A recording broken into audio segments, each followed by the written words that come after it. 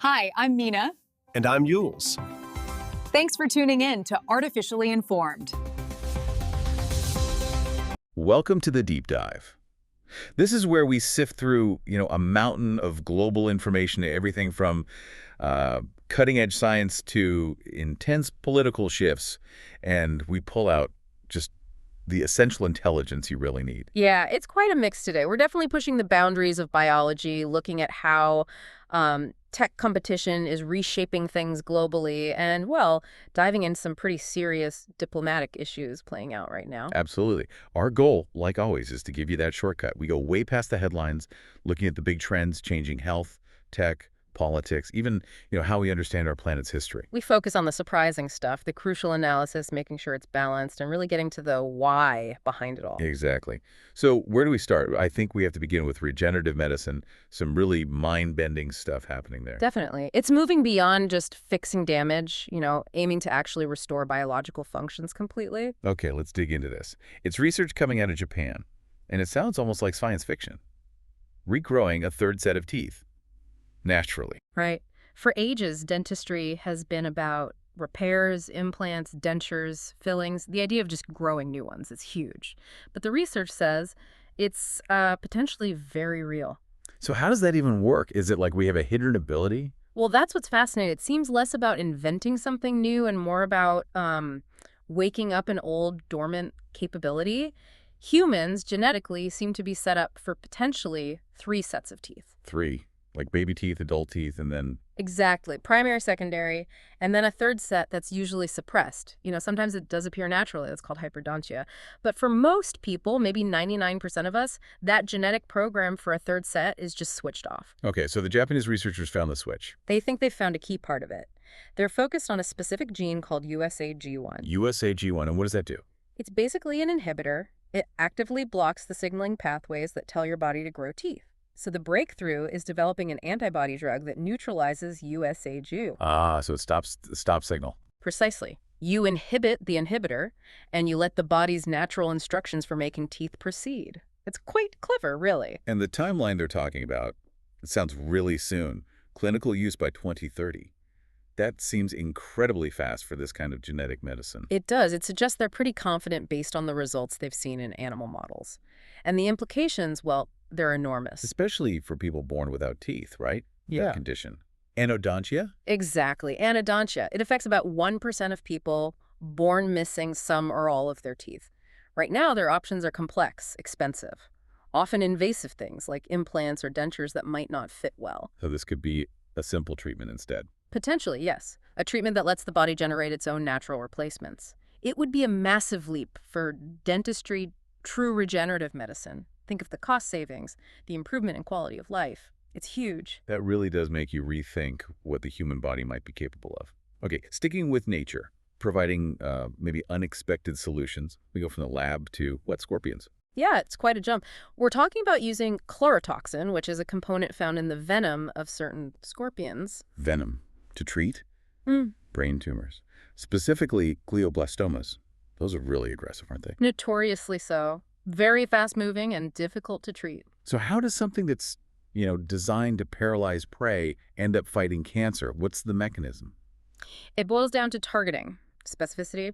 You see, the big problem with traditional chemo or radiation is they're kind of blunt instruments. They kill rapidly dividing cells, yes, but they hit healthy cells too, causing all those side effects. Right, the collateral damage. Exactly. Chlorotoxin, though, seems to be different. It acts like a highly selective key.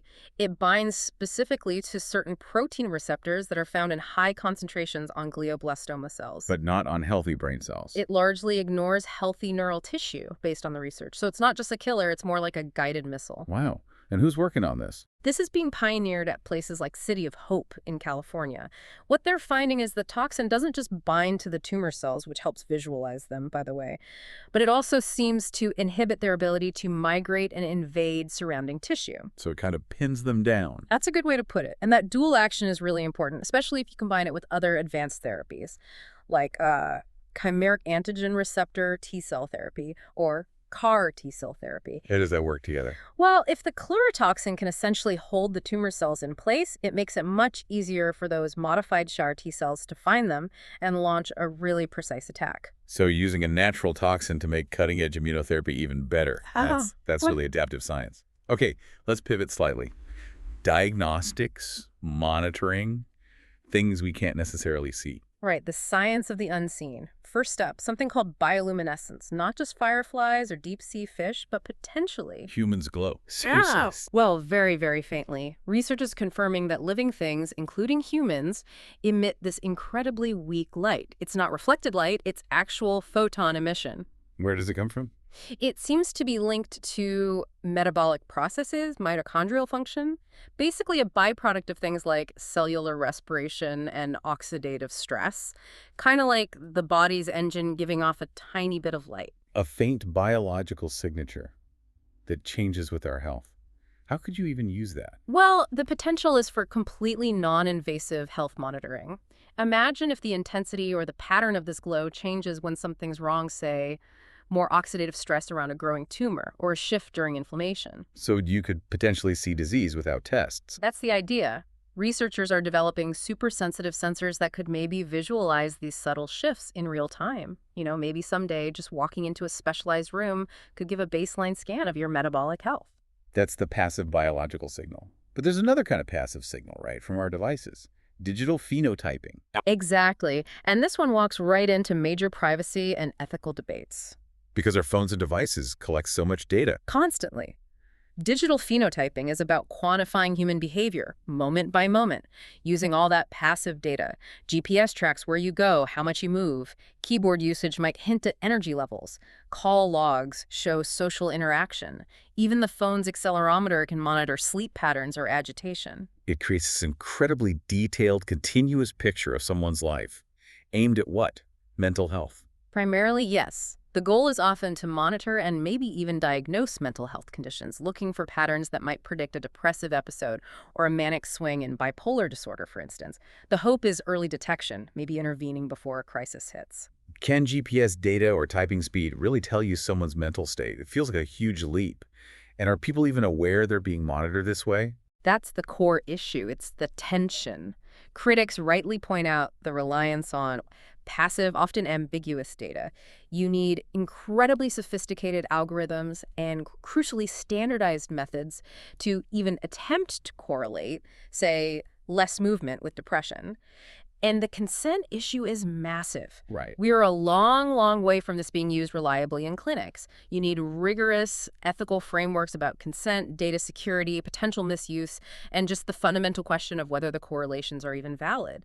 It's a tricky balance between the potential benefits and respecting privacy and autonomy. And that tension between medical advances and the policies around them, we're seeing that play out right now, aren't we? With the FDA in the U.S. and the NHS in the UK. Absolutely. Two big examples. First, in the U.S., there's been a lot of controversy around the Food and Drug Administration, the FDA, approving leucovorin for autism spectrum disorder. Leucovorin, isn't that usually used for chemotherapy side effects? That's right. It helps mitigate side effects of certain chemo drugs.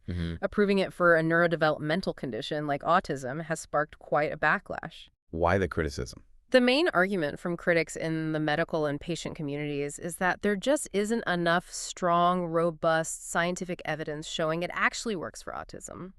There's a worry that the FDA might have lowered its standards, maybe under pressure to provide any option. Setting a bad precedent.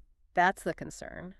While families are understandably desperate for treatments, experts argue that approving drugs without solid clinical trials could expose vulnerable people to risks, and it diverts resources and hope away from research that is scientifically validated.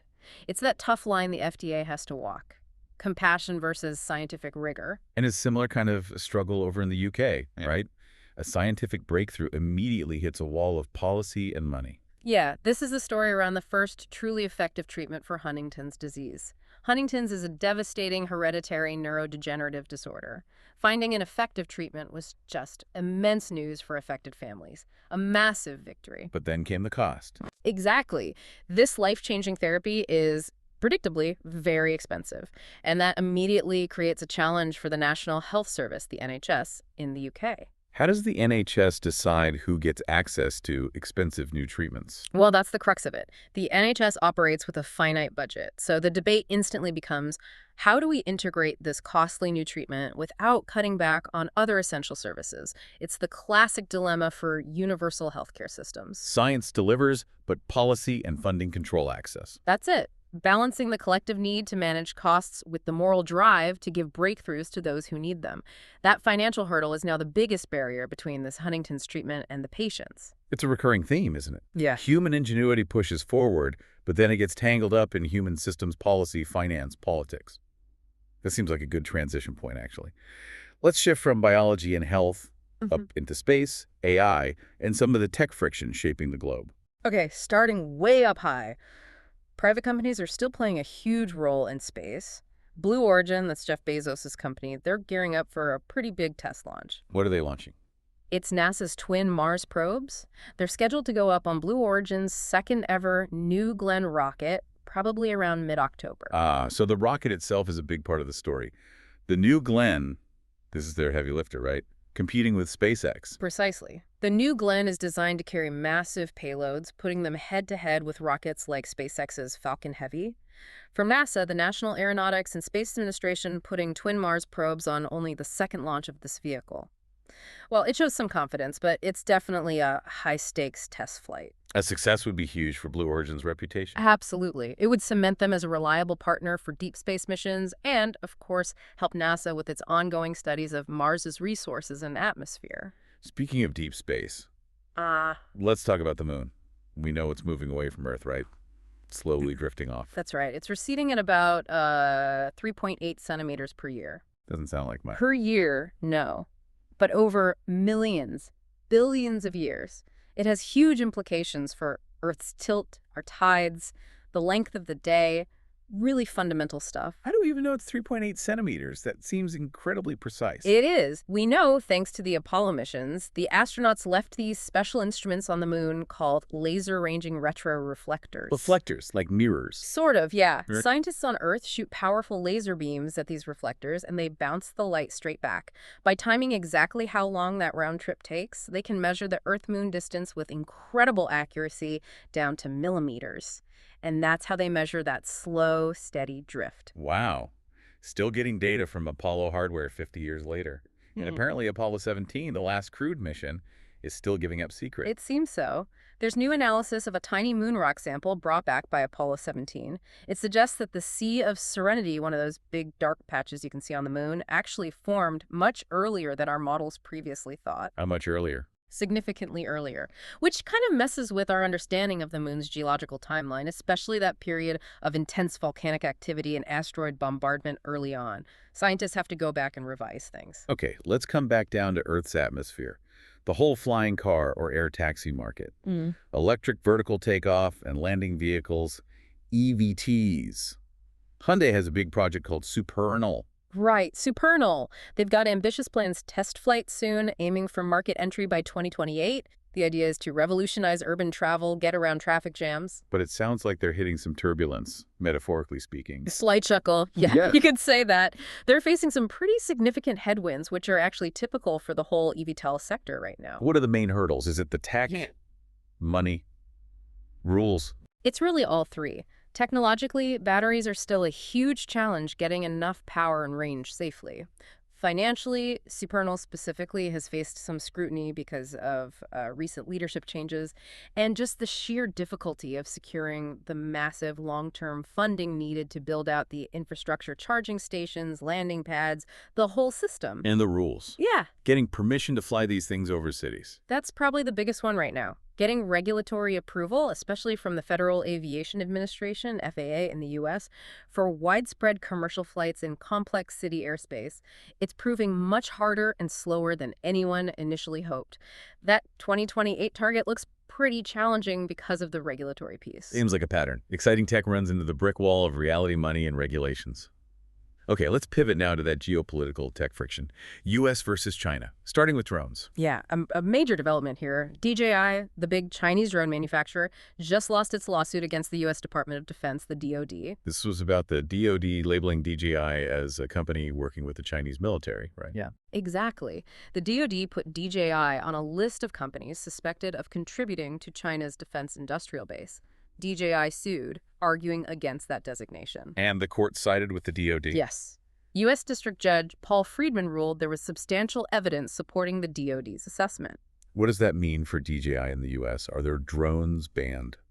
Not for consumers, no. You can still buy them. But the ruling is a huge blow to their ability to get U.S. government contracts, military deals, other federal agency purchases, even research grants. It effectively blocks them from a very lucrative market and signals the U.S. is tightening access for companies seen as linked to strategic rivals. Meanwhile, China's pushing hard in another area. Yeah. Humanoid robotics. Yeah. Trying to get ahead of the U.S. there. Definitely. And they're using a very centralized, state-driven approach to overcome one of their key weaknesses in AI development, which is often data scarcity compared to the U.S. How are they overcoming data scarcity? They're setting up these massive state-run boot camps for robots. Think huge training facilities like one in Beijing's Shijingshan district. Boot camps for robots. What do they do there? They put humanoid robots into all sorts of simulated real-world environments. They have about 16 different scenarios, set up everything from factory floors to elder care settings.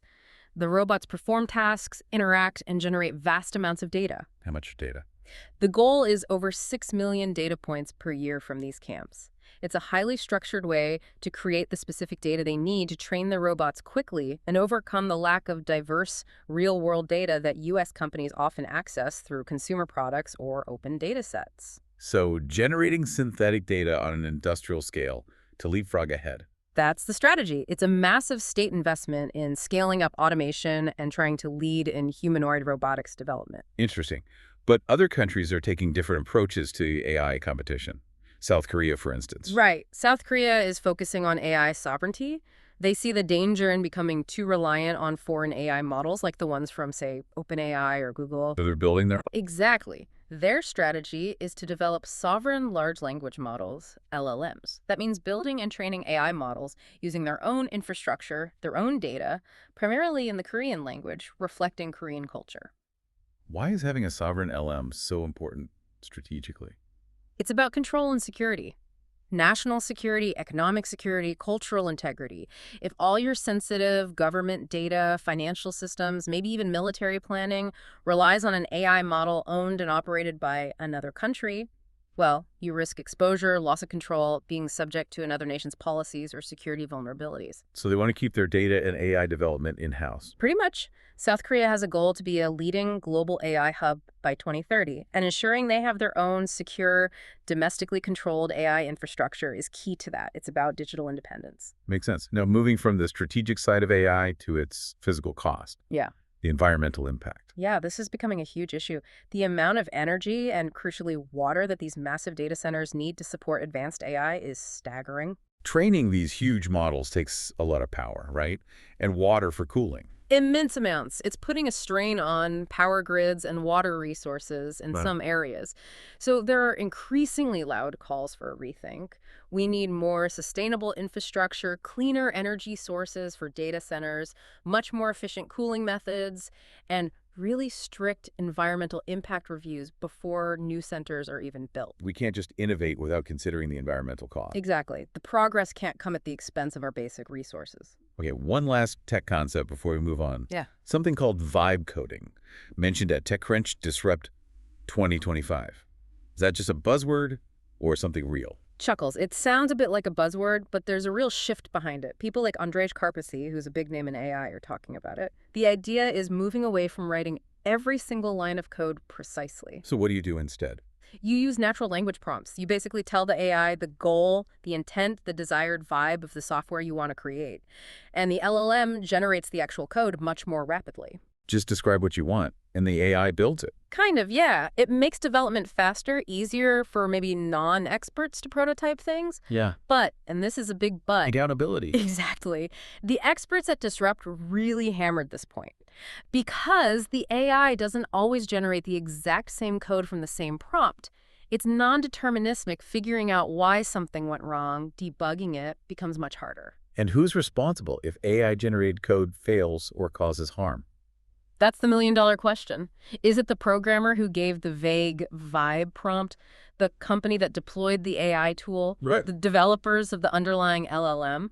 We desperately need clear ethical and legal frameworks to handle accountability in this new world of AI-assisted coding. Accountability. Yeah, that seems to be the thread running through so much of this. Okay, let's take that theme and shift focus again, this time to the really high-stakes world of global diplomacy and what's happening with law enforcement domestically. Well, there was certainly a lot of diplomatic friction on display at the United Nations General Assembly, the UNGA, this past week. The Israeli-Palestinian conflict was, once again, a major focus. And the big moment seemed to be the reaction to Israeli Prime Minister Benjamin Netanyahu's speech, right? A lot of delegates walked out. That's right. It was a very visible sign of diplomatic disapproval. Netanyahu's speech was quite hardline. He vowed to finish the job in Gaza. Many delegates interpreted that as signaling continued military force without enough focus on humanitarian needs or diplomatic solutions. How did that compare to the Palestinian president's speech? Well, Mahmoud Abbas's speech apparently received broader support within the assembly. The contrast really highlighted what many see as Israel's growing international isolation over its actions in the conflict. And the situation in Gaza itself sounds incredibly bleak, underscoring that diplomatic deadlock. It's dire. Recent reports confirmed at least 60 more Palestinian deaths, and the humanitarian situation is collapsing. Organizations like Doctors Without Borders announced they had to suspend operations in Gaza City. Why? Too dangerous. Exactly. They cited the perilous conditions and the fact that clinics were surrounded by Israeli forces, making it impossible to guarantee safety for staff or patients. And beyond the immediate conflict, there are deeply worrying reports citing 440 deaths from malnutrition, including many children. That points to a severe breakdown in getting basic food and medical aid through. And there was a specific, very troubling report from Reuters about an attack on a hospital. Yes, a very serious investigation regarding an attack on Nasser Hospital in Khan Yunis back on August 25th. That attack killed 22 people, including journalists. What was Israel's justification? Israel had claimed the target was a Hamas camera positioned near the hospital. However, the Reuters investigation concluded that the camera actually belonged to Reuters itself and was being operated by a journalist who was then killed in the strike. Of a massive discrepancy. It raises incredibly serious questions about Israel's targeting procedures, whether they're distinguishing adequately between military targets and civilians, or protected sites like hospitals and press operations. It points towards potential violations of international humanitarian law. The fallout is even spilling over into sports now, trying to isolate Israel that way. It seems so. Turkey's Football Federation president has formally called for Israel's football team to be suspended from all FIFA and UEFA competitions. That's the global and European football governing bodies. Who's back in that call? It's supported by a group of 48 professional athletes calling themselves Athletes for Peace. They're demanding suspension until Israel complies with international law. It shows how sports are increasingly being used as a tool for political pressure, although it's controversial and faces opposition, particularly from some powerful European football bodies. Okay, shifting to U.S. foreign policy. The Trump administration made a pretty dramatic move against the president of Colombia, Gustavo Petro. Yeah, that was quite something. The U.S. State Department revoked President Petro's visa. Revoked the visa of a sitting head of state. Why? The State Department cited what they called Petro's reckless and incendiary actions. It seems to stem directly from comments he made during a pro-Palestinian protest in New York. What did he say? He urged American soldiers to, quote, disobey Trump regarding military actions, and he heavily criticized U.S. policy on Gaza, essentially accusing the U.S. of complicity in genocide. Wow. That's strong language, but revoking a visa seems like a massive escalation. It's highly unusual and very aggressive diplomatically. It's seen as sending a very strong signal, particularly to other left-leaning leaders in Latin America who might be critical of U.S. policy, that public criticism will have serious consequences. It definitely strains U.S.-Colombian relations, which could impact cooperation on things like drug policy and regional stability. Okay, let's turn to domestic U.S. issues now. Specifically, immigration enforcement under the current administration. It sounds like it's causing major shifts within federal law enforcement. That's right. There's data shared with the Cato Institute showing a really significant policy change. Immigration and Customs Enforcement, or ICE, is pulling agents from other federal agencies to focus on deportations. How many agents? Nearly 17,000 non-enforcement agents. That's a huge number. 17,000. From where? Which agencies are losing staff to ICE? We're talking agents being diverted from the FBI, the Federal Bureau of Investigation, the DEA, Drug Enforcement Administration, and the ATF, Bureau of Alcohol, Tobacco, Firearms, and Explosives. So agents who would normally be investigating violent crime, drug trafficking, gun running, are now focused on immigration enforcement. That's the effect, yes. Critics argue this prioritizes civil immigration matters like visa overstays above investigating serious federal crimes. The concern is twofold. It potentially reduces capacity for tackling violent crime and organized crime, and it creates a chilling effect. Meaning immigrant communities become too afraid of deportation to report crimes they witness or are victims of, which ultimately makes everyone less safe. And this focus led to a very high-profile arrest recently, didn't it? In Iowa. Yes, the arrest of Dr. Ian Andre Roberts. He's the Guyanese-born superintendent of public schools in Des Moines, Iowa. ICE arrested him based on a final order of removal from May 2024. The head of the school district. What were the circumstances? Well, the arrest itself was obviously disruptive, but then details emerged that were quite shocking. Reports said he tried to flee when agents arrived and was allegedly found with a loaded handgun, a hunting knife, and a large amount of cash. That's startling. It sent shockwaves through the Des Moines community, obviously, but also caused significant anxiety within the Guyanese immigrant population there, regardless of their own status. But amid all this aggressive enforcement, there was also a rare instance of ICE accountability. Yes, it's important to note that too. Federal officials acted very quickly to discipline an ICE officer who was caught on video shoving a woman to the ground inside an immigration courthouse in New York. What happened to the officer? He was immediately relieved of his duties. While it might be an isolated case, it does suggest that even with ramped-up enforcement, there are still some internal checks. And in highly visible instances of excessive force, action can be taken. Okay, shifting back to the balance of power in Washington. The Supreme Court made a big ruling on foreign aid. A very significant one. The court ruled in favor of President Trump, essentially saying he can legally withhold foreign aid funds even if Congress has already approved them. How much money are we talking about? Nearly $4 billion in aid funding that Congress had appropriated. The ruling delves into complex arguments about executive power versus the congressional power of the purse. Critics are very concerned this gives the president far too much power to ignore Congress on spending decisions, potentially upsetting the constitutional separation of powers. And the real-world impact of withholding that aid could be devastating. That's the projection. A study out of UCLA, the University of California, Los Angeles, calculated that cutting off these aid programs, which fund things like disease prevention and food security, could lead to potentially over 14 million additional deaths globally by 2030. 14 million. That's the projection. So this Supreme Court ruling isn't just a legal or political fight. It has potentially catastrophic global humanitarian consequences. And this ruling comes at a time when the political atmosphere feels incredibly charged. Some are talking about political retribution. Absolutely. The recent indictment of former FBI Director James Comey is being widely interpreted, across the political spectrum really, as potentially the first major move in what some are calling MAGI retribution against perceived political enemies or critics of the administration. Regardless of the specific charges against Comey. Right. Whatever the legal merits turn out to be, and they are complex, the political framing is that this signals a potential politicization of the Justice Department.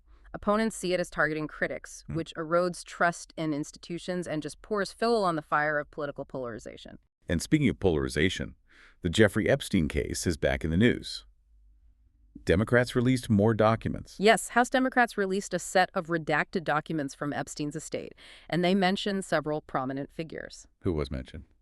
Names included tech figures like Elon Musk and Peter Thiel, and political strategist Steve Bannon.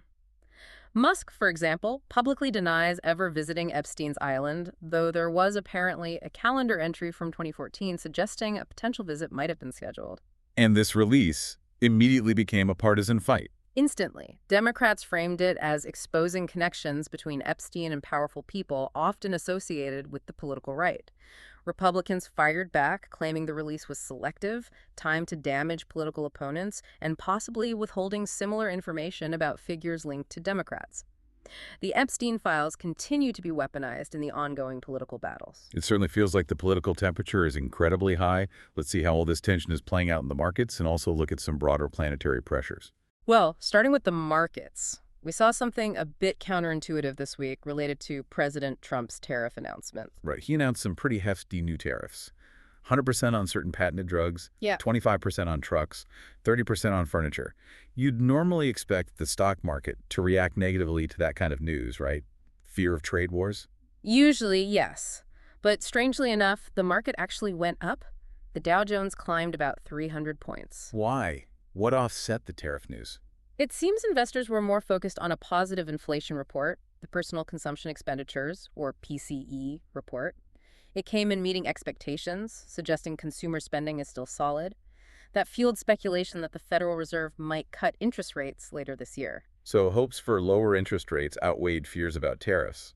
It seems that way, for now. Investors appear to be betting on overall economic resilience rather than getting spooked by the immediate trade friction. But those tariffs, especially the 100% one on patented pharmaceuticals, that's going to hit consumers, isn't it? Yeah. And soon. Absolutely. Those are set to take effect October 1st.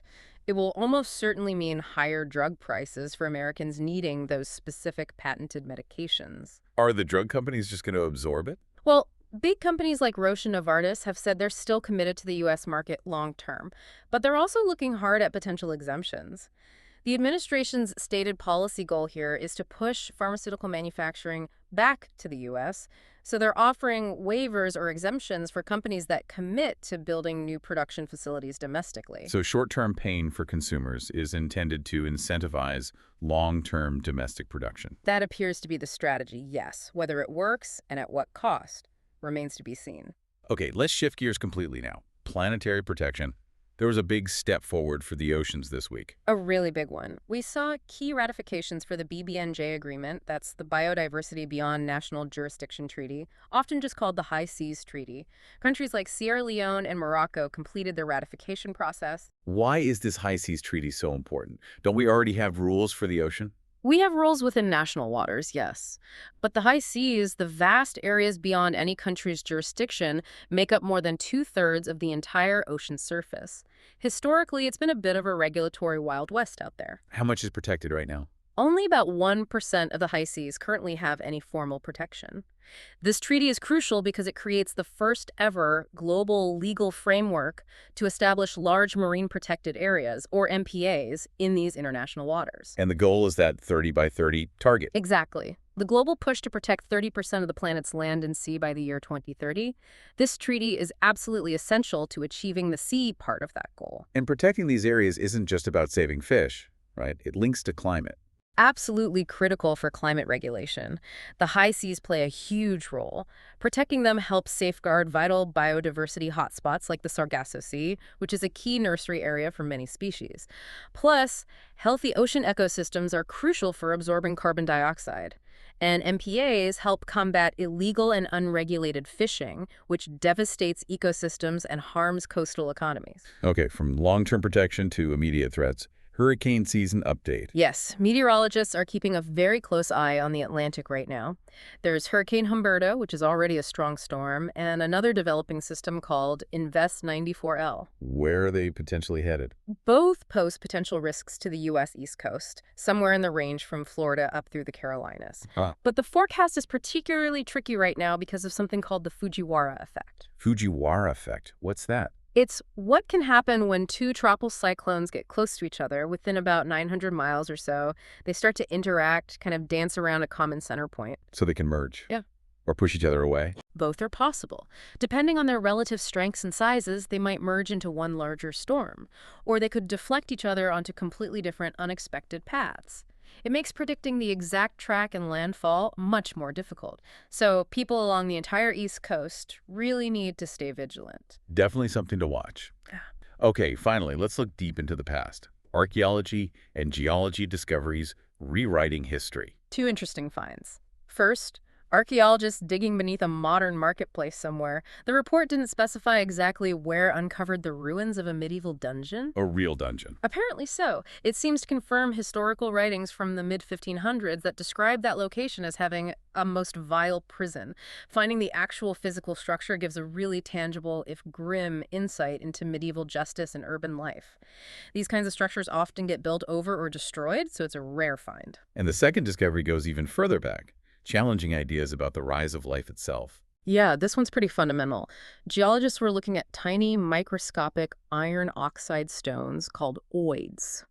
These particular oids date from a really crucial period between about 1,000 and 541 million years ago, leading right up to the Cambrian explosion when complex life really took off. Little mineral snowballs from ancient oceans. What did they reveal? Their composition suggests that the oceans back then contained significantly less dissolved organic carbon than scientists had previously thought. Why does the amount of ancient ocean carbon matter so much? Well, the dominant theory has been that high levels of organic carbon in the oceans were a key precursor to the massive rise in atmospheric oxygen that happened around that time. And it was that oxygen surge that's thought to have fueled the evolution of complex multicellular animals. So less carbon means? It challenges that direct link. If there wasn't as much organic carbon available as we thought, scientists need to rethink the exact chemical processes that led to the oxygenation of the atmosphere and oceans. It forces a reevaluation of the environmental conditions under which complex life first emerged. It's a potential paradigm shift in understanding early life on Earth. #tag outro. Wow. Okay, that was quite a journey. From coaxing our bodies to grow new teeth, all the way back to questioning the chemistry of ancient oceans. It really covers the spectrum. And the thread I keep seeing is that friction, isn't it? Between what we can achieve scientifically, like cures for Huntington's, targeted cancer drugs using Venom, and the realities of our human systems. Absolutely. Political battles at the UN, funding fights within national health systems like the NHS, these often become the real bottlenecks, not the science itself. We saw aid potentially blocked by executive decisions, nations wrestling with AI sovereignty and data control. Systems struggling to keep up with the pace of change, or sometimes actively hindering progress. And here's where it gets really interesting, I think.